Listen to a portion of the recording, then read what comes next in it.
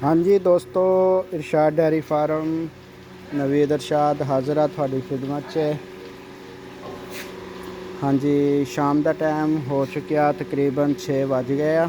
इस वेले असी गावां नू फीड पाई दी आ, खुराक पाई दी आ, यानी कि इनू फीड बंकर कहीदा वा।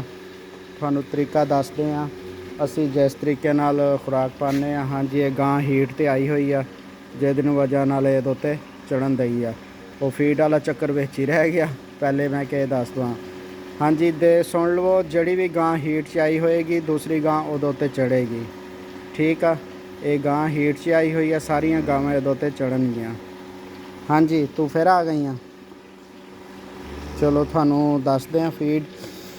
तुसी जिन्हां भाइयों को TMR हैनी मशीन मिक्स करन वास्ते चारा, वो अगर नहीं भी है कोई गल नहीं, फीड बंकर के सेंटर दे इस तरह तुसी ढेर लगा लवो।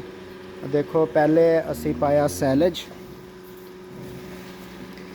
पहले पाया वा सैलज, तो फिर उत्ते जड़ा घास पाया वा सरों का घास आ, ते नाल भूसा पा दिता। हुण इहदे उत्ते असी जड़ा वंडा वगैरह पाना वो पावांगे, फिर इनू मिक्स करांगे। मिक्स करके फिर जानवरां दे अगे सिट दांगे, गावां दे अगे पहौड़े नाल कर देवांगे।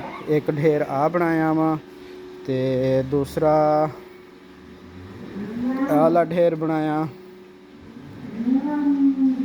यानी कि 1 2 3 4 ढेर बनाए हैं। ठीक आ, फिर इन्हां दे अगे सिट दांगे, मिक्सिंग करते हैं, फिर तुहानू दिखाने किस तरह असी पाईदा। ठीक आ,